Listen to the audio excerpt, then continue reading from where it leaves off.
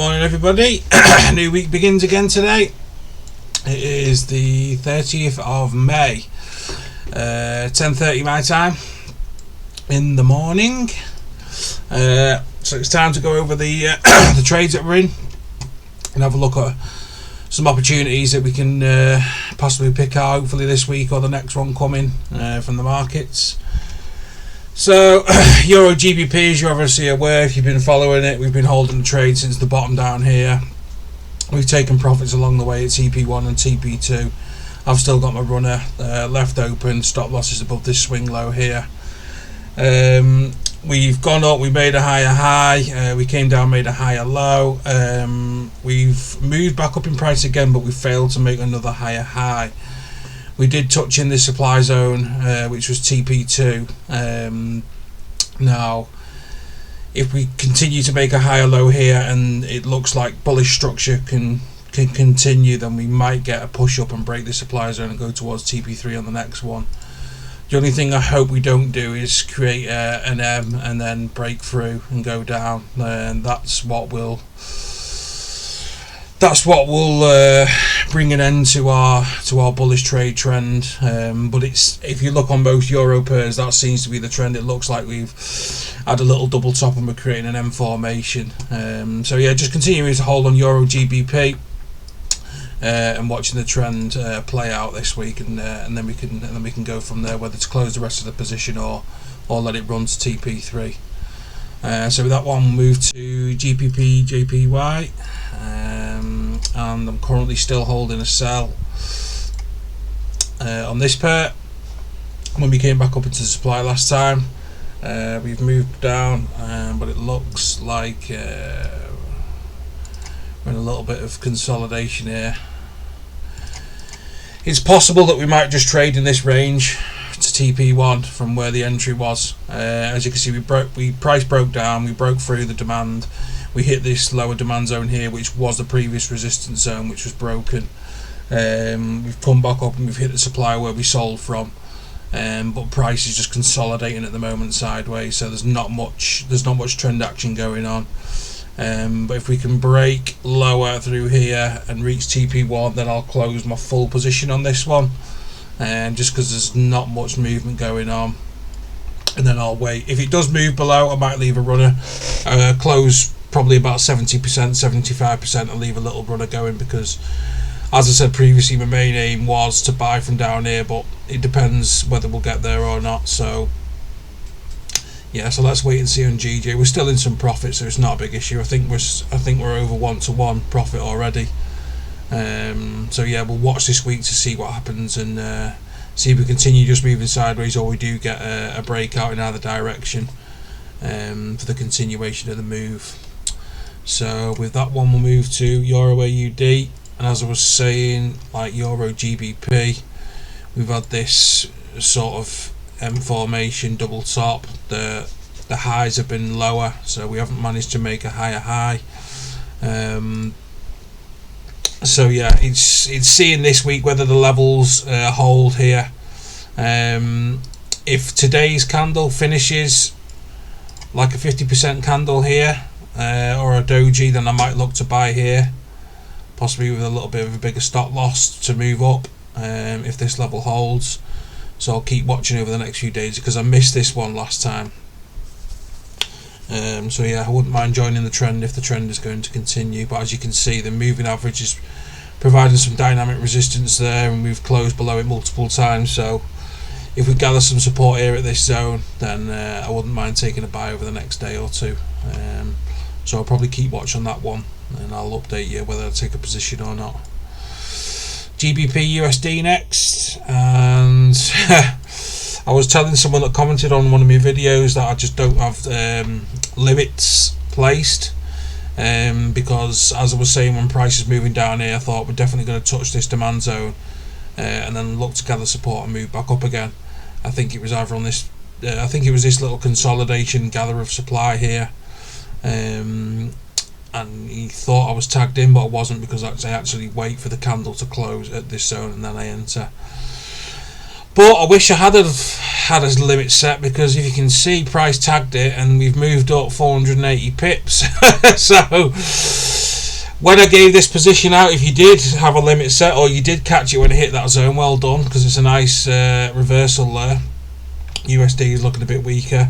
We have broken that previous high there, and there's a bit of imbalance here on the way up that we could fill. So looking at that, there's a nice little demand zone there. If we get a little bit of a pullback and in price, I might look to get a little buy-in on this demand zone here. So that's another one to watch out for in GU over the next few days, possibly this week. If price pulls back to this demand zone here, then we could get a buy-in on that, because I did miss it at the lower zone here. So there's another one to watch out for in GU this week.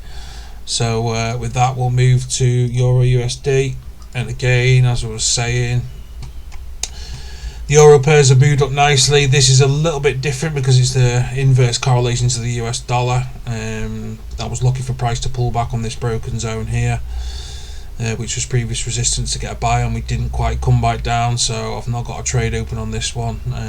But I'm still going to say the same, wait for price to pull back to this zone before I get a buy on EU. But long term, I'd like to break this supply zone here above 1.09, and then I'll get a longer term buy on EU. So short term, pull back to here, buy. Longer term, wait for the price to break above the supply zone, and then we start looking for a longer trade for an entry there. So looking for buys, but just try not to buy at the top of the little mini trends along the medium term trends, and try and get as low in as you can. So with that, we'll move to gold. Again, last week I was looking for price to form a 50% candle at this zone, but as you can see, we popped right above it, and I thought it was going to continue bullish, and then the next day it just tanked right back down again. So it was no entry for me, because it was quite volatile. Again, today's daily candle is looking to head up to this zone. So if it starts to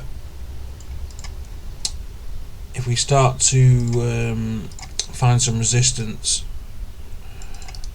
along this zone here, then I will look to get a sell on here. If we can hit this zone again,